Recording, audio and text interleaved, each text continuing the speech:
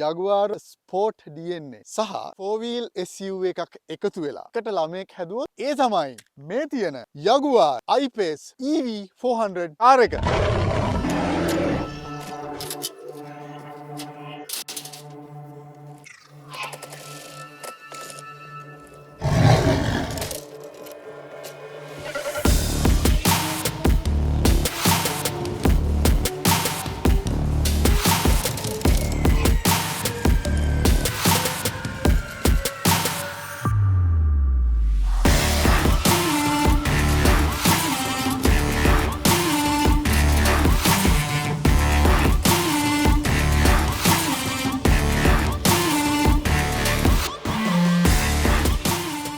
ඉස්සෙල්ලම තියෙන පොඩි ඩිස්ක්ලේම් එකක් කරන්න. මේ කාර් එකක් ගන්න එක මහා ලොකු සීන් එකක් නෙවෙයි. මේ යුරෝප් කන්ට්‍රි එකක ඇවිත් කාර් ගෙවල් දොරවල් කියන ඒවා අපි යන ගමනේ පුංචි පුංචි සංකේත මිසක් මිනිහෙක්ගේ සාර්ථකත්වයේ වාහනයකින් කියන්න බෑ. යුරෝපේ රටකට ඇවිල්ලා නැත්නම් වෙන රටක ලොකු පඩියකට වැඩ කරලා වෙන ජීවන තත්ත්වයක් විඳින ගමන් කාර් එකක් ගන්නවා කියන එකයි ලංකාවේ කොල්ලෙක් වැඩ කරලා මෝටර් බයිසිකල් එකක් ගන්න එකයි දෙකම එකයි. ඉස්සෙල්ලම මේ ඩිස්ක්ලේම් එක කරන්න ඕන මේකේ අදහස මේ ලොකු සීන් එකක් දෙන එකවත් එහෙමත් නැත්නම් මේ ජීවිතේ සාර්ථකත්වයේ කොහොම හරි ගයක් හදලා කාර් එකක් ගන්න එකවත් කියන එක නෙවෙයි. Jaguar EV කියන්නේ නිතරම ලංකාවේදී විශේෂයෙන්ම ලංකාවේ තියෙන මිල ගණන් එක්ක අපිට හම්බෙන කාර් එකක් නෙවෙයි. ඉතින් ඒ හින්දාම තමයි මේ වීඩියෝ එක කරන්නේ. අපිට තිබුණේ Mazda ඉලෙක්ට්‍රික් කාර් එකක් තමයි කලින්. ඉස්සර ඉඳන්ම තිබ්බ හිණියක් තමයි Jaguar එකක් පදිනවා කියන එක. එක්ක Mustang එකක් නැත්නම් Jaguar එකක්. ওই දෙකෙන් එකක්.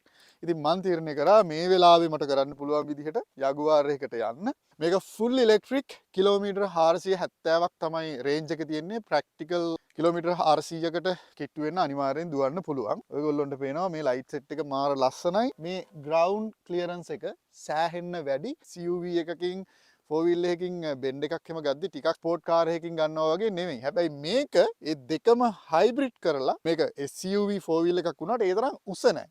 හැබැයි මේක ස්පෝර්ට් කාර් එකක් වුණාට ඒ තරම් පහතුත් නැහැ. ෂේප් එකට මම ගොඩක් ආසයි. මේ තියෙන්නේ පොඩි ස්පේස් එකක්. පොඩි දෙයක් දාන්න පුළුවන්. මේකේ මං හිතන විදිහට 90 බැටරියක් 90 තමයි බැටරි කැපැසිටි එක. 255යි 65යි 18 මේ වීල් එකේ සයිස් එක. තියෙන සමර් ටයර්ස්. එතකොට වින්ටර් ටයර්ස් මීටරට ටිකක් ලොකුයි. එතකොට මේකේ ලස්සන මෙන්න මේ ෆුට් එකට කලින් මෙන්න මෙතන ලස්සන Jaguar කියන ලෝගෝ එක ඒගොල්ලෝ තියෙනවා. කීලස් එන්ට්‍රි එකක් තියෙන්නේ. මේක ගොඩක් දිගයි මේ කාර් එක. මම පෙන්නන්නම් මේ බ්‍රේක් ලයිට් සිස්ටම් එක. එතකොට මෙතන තියෙන I-Pace Jaguar ලෝගෝ එක තියෙනවා. ස්පෝර්ටි ලුක් එකක් මේකට අවිල්ලා තියෙනවා. 360 කැමරා view එකක් තියෙනවා. එතකොට මෙතන sensors, cameras. වික්ටෝරියා ඇත්තටම පළවෙනි දවසේ මේකේ මේ වයිපර් එක හෙව්වා. මේකේ බෑක් එකට වයිපර් එකක් එන්නේ නැහැ. පස්සේ තමයි දැනගත්තේ මෙන් කියලා මේකට මේ වයිපර් එකක් එන්නේ නැහැ කියලා. හීටින්ග්ස් විතරයි තියෙන්නේ. ලොකු ස්පේස් එකක් තියෙනවා මේකේ. මේක අපිට ඕපන් කරන්න පුළුවන්. චාර්ජින් කේබල් එක අපි මෙතන දාලා තියෙන ඉස්සරහට දාන්න පුළුවන් වුණා. තියෙන සාමාන්‍යයෙන් ලොකු ට්‍රැවලින් බෑග්ස් දෙකක් විතර දාන්න පුළුවන්. වාහනේ ඉන්ටීරියර් එක පෙන්වන්න කලින් මට තියෙනවා ඔයාට කියන්න කාරණා දෙකක්. අංක 1 තමයි දැන් අපි ඉන්නේ පෙරගන්ත් රෝඩ් කියන නෝර්වේ තියෙන සමයකට ඩ්‍රයිව් කරන්න පුළුවන් ලස්සනම පාරක. මේ පාර ඕපන් කරන්නේ සමයකේ විතරයි. වින්ටර් එකට අපි මේකේ ස්කී කරනවා දිගටම සමයකට අපි මේකේ ඩ්‍රයිව් කරනවා. මේක එස්පෙඩාල් ගෝලෝ කියන කිලෝමීටර් 57ක් තියෙන වැව් එතකොට චූටි වතුර පාරවල් දොළ පාරවල් දිය පාරවල් දිගටම තියෙන ලස්සන පාරක්. ඔයගොල්ලෝ නෝර්වේට ඇවිල්ලා කවදවක්කම හරි මේ පැත්තට සමයක එනවා නම් මේ පාර ඩ්‍රයිව් කරලා එක්ස්පීරියන්ස් කරන්න ඕන රෝඩ් එකක්. මේක සාමාන්‍යයෙන් සල්ලි ගෙවන්න ඕන මේක යන්න. ක්‍රෝණ 90ක්. මේ වගේ පරිසරයකට ඩ්‍රයිව් කරලා ළඟා වෙන්න හරි අමාරුයි කන්දක් මුදුනට හයික් කරන්නේ නැතුව. මේ පාර නිසා නෝර්වේ තියෙන මවුන්ටන් එකක තියෙන ජෛව විවිධත්වය බලා ගන්න පුළුවන් ඩ්‍රයිව් කරන ගමන්. ඉතින් ඒක තමයි විශේෂත්වය. දැන් මෙතන වාහනේ නතර කරලා මේක ඇතුළටත් තියෙනවා පුංචි පාරවල්. සමහර ඒවා වගේ ඩ්‍රයිව් කරන්න පුළුවන්. ඒ වගේම තමයි ඔයාට පුළුවන් මේ ඕනම තැනක අර වගේ ගෙදරකට නැත්තම් කැබින් එකට මීටර 150කට මෙහාන් කැම්ප් කරන්න පුළුවන්. වාහනයක් නතර කරලා නිදා ගන්න පුළුවන්. ඒවට කිසිම පේමන්ට් එකක් ගෙවන්නෙත් නැහැ. කාරණාංක 2. පිටරට ජීවත් වෙන අය සල්ලි හොයලා මේ වගේ වාහනයක් මෙහෙ ගන්නවා වගේ අපි ලංකාවට සල්ලි යවන්න ඉපේ. ඔයා වෙන රටක වැඩ කරලා අමාරුවෙන් මහන්සියෙන් සල්ලි හොයලා ලංකාවට සල්ලි යවන කෙනෙක් නම් මං වගේම ඔයත් බලාපොරොත්තු වෙනවා මේ යවන සල්ලි වලට උපරිම ප්‍රතිලාභයක් හම්බ වෙන්න. මේ ටැප් කියන ඇප් එක මේකෙන් පුළුවන් පහසුවෙන්ම අපි මෙහි හොයන සල්ලි ලංකාවට යවන්න. ඒ ප්‍රොමෝෂන් කෝඩ් එක යූස් කරොත් ඔයාට පොඩි ගාණක් තව ඇඩ් වෙනවා ඔයා ට්‍රාන්ස්ෆර් කරන සල්ලි වලට. මම සාමාන්‍යයෙන් දෙයක් එලියට කියද්දි හොඳට හොයලා බලලා කියන්නේ. ඉතින් මම මේක ගැන චුට්ටක් සර්ච් කරා. මේ වෙනකොට ලක්ෂයකට වඩා ප්‍රමාණයක් රෙජිස්ටර් වෙලා ඇක්ටිව් යූසර්ස්ලා විදිහට ඉන්නවා. මම මේක ශ්‍රී ලංකාවේ මහ බැංකුවේ ලියාපදිංචි වෙච්ච ආයතනයක්. දවසක් දෙකක් යන්නේ නැහැ. අවශ්‍යතාවයක් වුණොත් ටක් ගාලා සල්ලි යවන්න පුළුවන්. ටැප් එකෙන් සල්ලි යවද්දි ට්‍රාන්ස්ෆර් ෆී එකක් ඇත්තෙම නැහැ. try කරලා බලන්න මේ ඇප් එක. එහෙනම් අපි යමු ඊළඟට මේ වාහනේ ඉන්ටීරියර් එක කොහොමද කියලා බලන්න.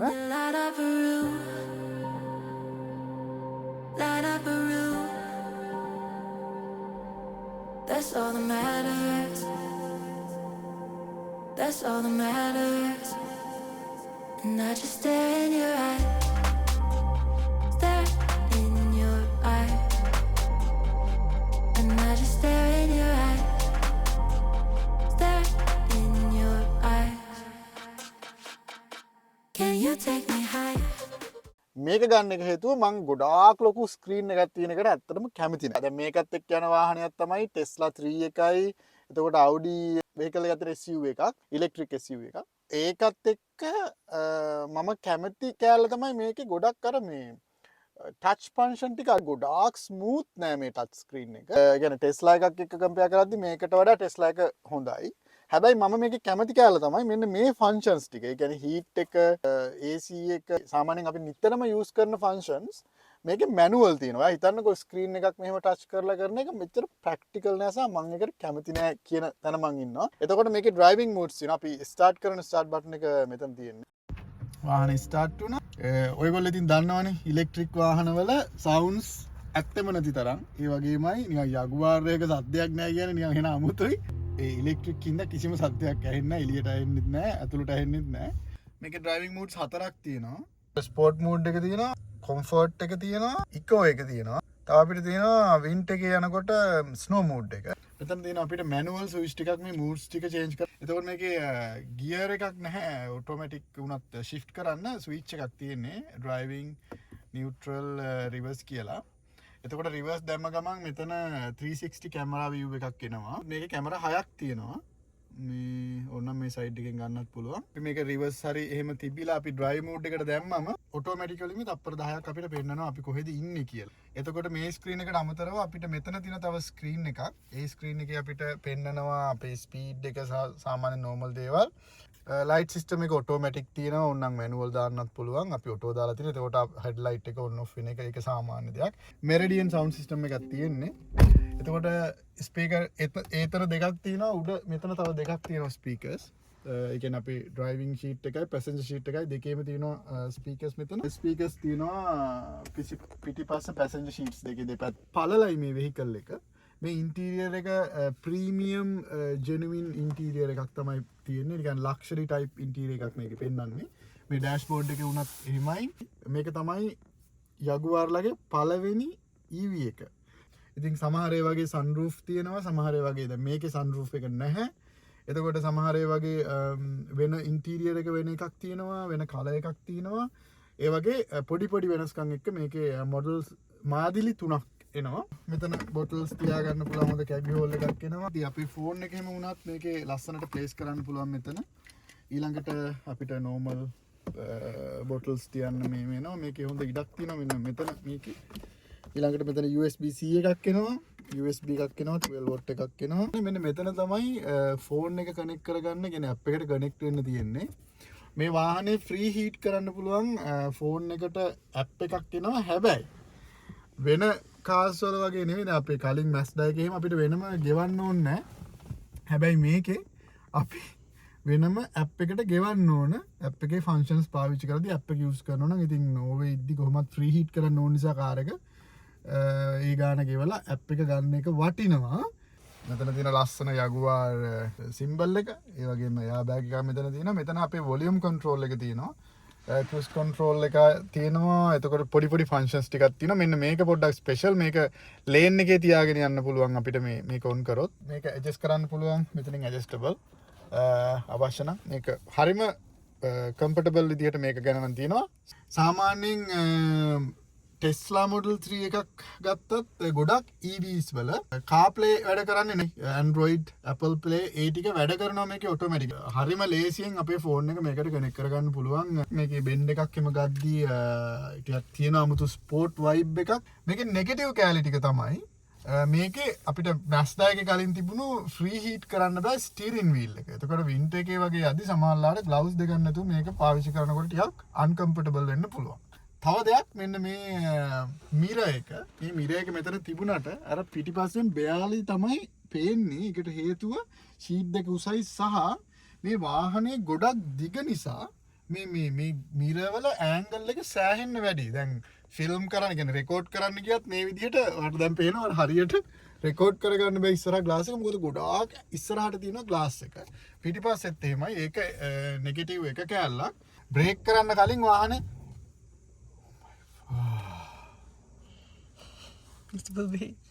මං කියන්න දුනේ මොකක්ද කියලා.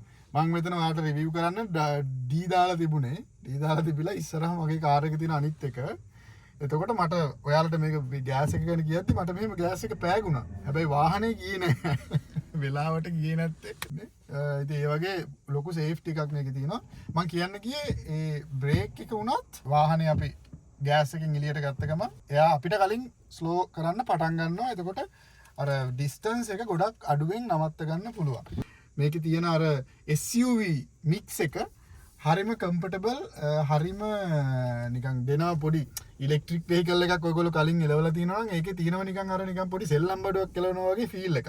හැබැයි මේකේ ඊට එහා ගියපු පොඩි අමුතු පොඩි ස්පෝර්ටි ෆීල් එකකුත් තියෙනවා. මේ ඔක්කොම ලෙදර් ෂීට්ස් තියෙන්නේ. හරිම කම්ෆර්ටබල් ලක්ෂරි ෆීලිං එකක් තියෙනවා. ඩිස්ටන්ස් එකක් තියෙනවා. දැන් මම සාමාන්‍යයෙන් 175යි මගේ උස. හොඳට පහසුවෙන් යන්න පුළුවන්. මේ ෂීට් එක ගොඩක් පස්සට දාලා තියෙන්නේ. ඒ කියන්නේ ඉස්සරහට ගොඩක් දාලා නැහැ. හෑන්ඩ් රෙස්ට් එකක් හදා ගන්න පුළුවන් පිටිපස්සේ ඉන්න කෙනෙක්. පහසුවෙන් යන්න පුළුවන්. මොකද මේ වාහනේ අර දිග වෙන එකේ ඇඩ්වාන්ටේජ් එක හොඳටම මේ බෑක් ෂීට් වලට අරගෙන තියෙනවා. මම ආයෙත් කියනවා ඔයගොල්ලොන්ට මම මේ වාහනේ ගන්න දෙන ගේමට වඩා වැඩි ගේමක් ඔයාලා ලංකාවේ ජොබ් එකක් කරලා බයිසිකලයක් ගන්න දෙන්න වෙනවා තියෙනවා අපේ ලංකාවේ තියෙන ආර්ථික තත්ත්වෙත් එක්ක. බයිසිකලයක් තියෙන ඔයයි යගුවාර් එකක් පදින මගේයි ලොකු වෙනසක් නැහැ. වෙනස තියෙන්නේ රටවල් දෙකේ. මම යගුවාර් එකක් ගැනීම සහ ඔයා බයිසිකලයක් ගැනීම මම දකින්නේ ලංකාවේ පඩියක් අරගෙන ලංකාවේ වැඩ කරලා බයිසිකලයක් ගන්න එක මේ වගේ රටකට ඇවිල්ලා වැඩ කරලා යගුවාර් එකක් ගන්න එකට වඩා සෑහෙන ගේමක්. ඒක අපි පිළිගන්න ඕනේ. නැත්නම් පුද්ගලයෙක්ගේ සාර්ථකත්වය දියුණුව මිනිස්සයා මෙහෙමයි කියන එක තීරණය වෙන්නේ එයාට තියෙන වාහනෙන්වත් ගෙදරෙන්වත් account එකේ තියෙන සල්ලි ගානෙන්වත් නෙවෙයි. ඒක පුද්ගලයාගෙන් පුද්ගලයාට සාපේක්ෂයි. ඒකෙන් කියවෙන්නේ නැහැ ඔයගොල්ලන්ට හීන තියෙන්න ඕනේ නැහැ කියලා. අපි කෙනෙක්ට අවශ්‍ය නම් හොඳම සල්ලිකාරයෙක් වෙන්න ඒ ගමන එයා යන්න ඕන. ඒ වගේම මිනිස්සු වුණාම Tamanට වෙන සාර්ථක වෙන්න ක්‍රම අංශ තියෙන්න පුළුවන්. අතේ සතයක්වත් නැති කෙනෙක්ට වුණත් Taman සාර්ථකයි කියලා සාහීමකටපත් වෙන්න වෙනම කෝණයක සාර්ථකත්වයක් තියෙන්න පුළුවන්. මම වාහන රිවිව් කරන්නේ ලොකුවට ප්‍රොෆෙෂනල් කෙනෙක් නෙවෙයි. හැබැයි මම දන්න විදියෙන් ඔයගොල්ලෝට මේක ගැන කිව්වා. අලුත් වීඩියෝ එකකින් ඔයගොල්ලෝ හම්බෙන්න මං ගිහලා එනකන්. මං ගිහලා එන්නම්. ජය වේවා. Light up a room. That's all that matters.